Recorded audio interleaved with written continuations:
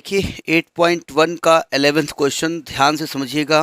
Question कह रहा है state whether the following are true और फॉल्स, जस्टिफाई योर आंसर।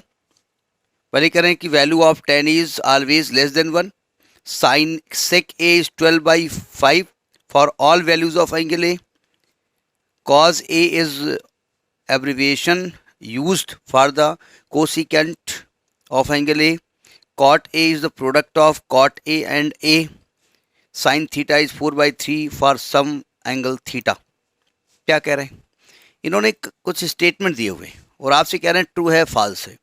जैसा कि बचपन से ट्रू फॉल्स याद करने की हमारा तरीका रहा है। क्या तरीका रहा है? किसी चैप्टर के अगर 5 ट्रू फॉल्स याद करने हैं, 5-6, तो कैसे करते थे हम? T F FFTT, TF FFTT, TF, ऐसे याद करते थे ना। एग्जाम में गए TF FFTT, पता चला उसका ऑर्डर तो वहाँ पर चेंज है। यही करते थे ना? नहीं, ज़्यादातर हमने देखा है स्टूडेंट को। तो यहाँ भी ये कर सकते हो, पहले आंसर देख लो कि कौन सा फॉल्स है कौन सा ट्रू है, ठीक है। लेकिन कभी कभी क्या होता है कि ऐसे में जब आप वो जस्टिफाई और आंसर करोगे ना, तब गड़बड़ हो जाता है। हो सकता है आपका आंसर सही हो, लेकिन अगर जब आप जस्टिफाई करोगे तब गड़बड़ हो जाएगा। जैसे एक आदमी से पूछा गया हार्ट कहाँ होता है, तो आंसर सही की हम बात कर रहे हैं। 3 आदमी इंटरव्यू देने गए, एक से पूछा गया हार्ट कहाँ होता है।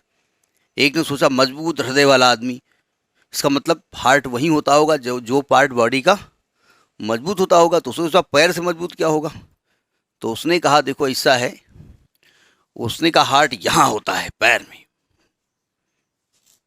भगा दिया गया। 2 जो है वो खिड़की से वहीं से झांक के देख रहे थे। दूसरे बुलाया गया, उसने सनी देओल की फिल्म देखी थी, वो 2.5 किलो का हाथ ऐसे मजबूत, तो डोले सोले देखता था अपना। तो सोचा पैर में तो होता नहीं, अब दूसरा मजबूत पार्ट क्या हो गया? हाथ हो गया। तो उससे हार्ट कहाँ होता है? ये साहब हाथ होता है।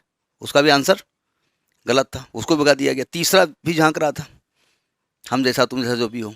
उससे सोचा हार्ट कहाँ होता है, तो उससे सोचा हाथ और पैर तो चले गए, अब यही वाला पार्ट बचा बीच का। बोले हार्ट कहाँ होता है? बोले साहब हार्ट यहाँ होता है। उसका आंसर सही था, सही था ना? बोले तुम्हें कैसे मालूम?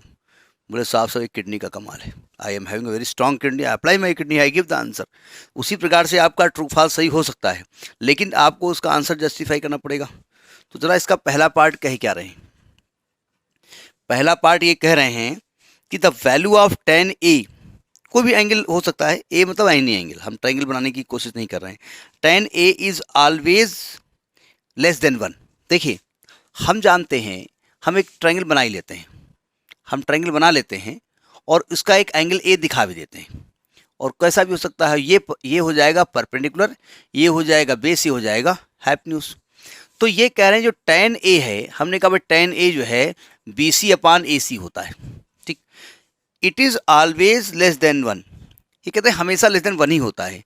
देखो ये 2 नंबर का रेशियो है, 2 नंबर का अगर रेशियो लिखा हुआ है x/y, तो सिंपल सी बात है कि अगर न्यूमरेटर की वैल्यू डिनोमिनेटर से बड़ी हो गई, तो ये वैल्यू जो x/y निकलेगी वो 1 से बड़ी आएगी, नहीं आएगी। और अगर न्यूमरेटर की वैल्यू डिनोमिनेटर से छोटी हो गई, तो x/y की वैल्यू 1 से छोटी हो जाएगी। न्यूमरेटर छोटा है ना। और अगर न्यूमरेटर की वैल्यू इसके बराबर हो गई, तो x/y की वैल्यू किसके इक्वल हो जाएगी? 1 की वैल्यू। ये 3 कंडीशंस यहाँ दिख रही हैं।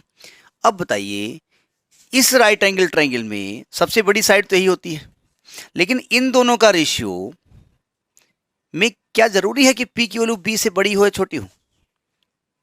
P की वैल्यू B से बड़ी भी हो सकती है। P बोले तो परपेंडिकुलर BC की वैल्यू, यानी परपेंडिकुलर बेस से बड़ा भी हो सकता है, परपेंडिकुलर बेस से छोटा भी हो सकता है, बराबर हो सकता है। तो आप लिखेंगे हियर, ये इस इधर फॉल्स है। ये क्या चीज है? ये चीज फॉल्स होगी। क्यों? वही है, सब किडनी का कमाल है। ऐसा नहीं लिखेंगे, क्यों?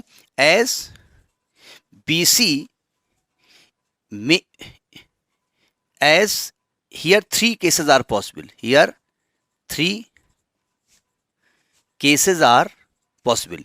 यहां 3 केस पॉसिबल हैं, ठीक है। कैसे? BC ग्रेटर देन AC हो सकता है, BC लेस देन AC हो सकता है, मतलब ये हो सकता है, ये संभावना यहां पर है। और BC is equal to AC हो सकता है। तो अगर B C greater than A C हो गया, यानी न्यूमरेटर बड़ा हो गया, तो tan a की वैल्यू क्या हो जाएगी, ग्रेटर देन 1 हो जाएगी। भाई ऊपर की चीज़ बड़ी है ना, और अगर बी सी छोटा हो गया तो tan a की वैल्यू 1 से छोटी भी हो सकती है, और अगर बराबर हो गया तो tan a की वैल्यू 1 से, तो 3 पॉसिबिलिटी यहाँ पर है। इसलिए ये चीज़ हमेशा सही है, ये ज़रूरी नहीं है, क्योंकि कोई भी, अब आप कहेंगे क्यों, सही तो है, देखो tan a less than 1।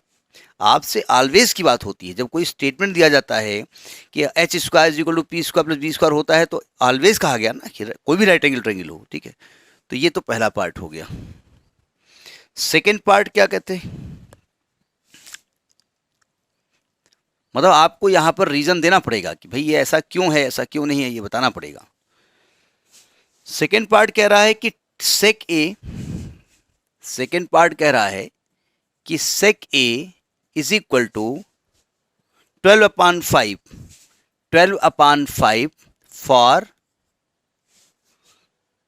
Some value of angle A, some value of angle A. ये कह रहे हैं किसी भी एंगल की, किसी भी एंगल के लिए, ये बोले तो ये वाला एंगल, किसी भी के लिए सेक ए 12.5 हो सकता है, हो सकता है? कैसे? हाँ, चूंकि ये h अपान पी होता है, h अपान बी होता है, और h is always greater than, h is always greater than base, ये हो सकता है। तो इसकी वैल्यू 12.5 हो सकती है किसी एक पर्टिकुलर एंगल के लिए। फॉर ऑल बोल देता ए की हर वैल्यू के लिए, तो ये हर के लिए नहीं है, किसी एक के लिए हो सकती है, ठीक है। तो ये ट्रू है। अब ट्रू में आपको ये नहीं करना पड़ेगा कि नहीं वो क्यों ट्रू है, सत्य सत्य होता है, झूठ को साबित करना पड़ता है।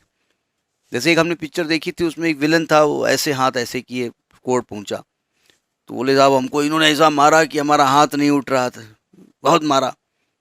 तो वकील ने कहा नहीं साहब इनका हाथ पहले भी नहीं उठता था। बोले नहीं पहले उठता था। बोले पहले कैसे उठता? बोले बोले इतना उठता था, अभी नहीं उठ रहा है। गड़बड़ हो गया। बोले पहले इतना उठता था, अभी नहीं उठ रहा है, अभी तो इतना ही हो रहा है। तो अगर कोई फॉल्स है, गलत है, तो उसे सिद्ध करने के लिए आपको बताना पड़ेगा, लेकिन ट्रू ट्रू होता है। हाँ, थोड़ा सा बताना पड़ेगा कि भाई ये क्यों हो सकता है, तो आप लिखेंगे चूंकि एच बड़ा है इसलिए हो सकता है। तीसरी बात क्या कह रहा है? तीसरी बात कह रहा है कि cos theta is the abbreviation used for cosecant of angle ए। सही कहा, ये कॉसिक का होता है। कॉस का एब्रिविएशन, कॉस किसका एब्रिविएशन है? कोसाइन का है। कोसाइन का जो एब्रिविएशन होता है वो कॉस होता है, तो आप लिखेंगे cosine is the abbreviation of cos. Sorry उल्टा बोल दिया, कॉस इज द, शॉर्ट में एब्रिविएशन शॉर्ट चीज होती है ना, तो cos is the abbreviation of cosine, not cosecant. Cosec जो है इसका, तो कोसाइन इसका एब्रिविएशन है, और जो दूसरा क्या बोला, जो कोसेकेंट कहा गया, कोसेकेंट कहा गया है, ये कॉसेक का होता है। यानी ये बात क्या है? ये बात फॉल्स है, ये वाली ट्रू थी। फोर्थ पार्ट क्या है? फोर्थ पार्ट कह रहा है cot A is the product of cot into A. Cot A और कॉट का प्रोडक्ट है, ये चीज क्या है? फॉल्स है। क्यों? A is the angle of cot. A क्या होता है? कॉट का एंगल होता है, इसलिए ये प्रोडक्ट नहीं है।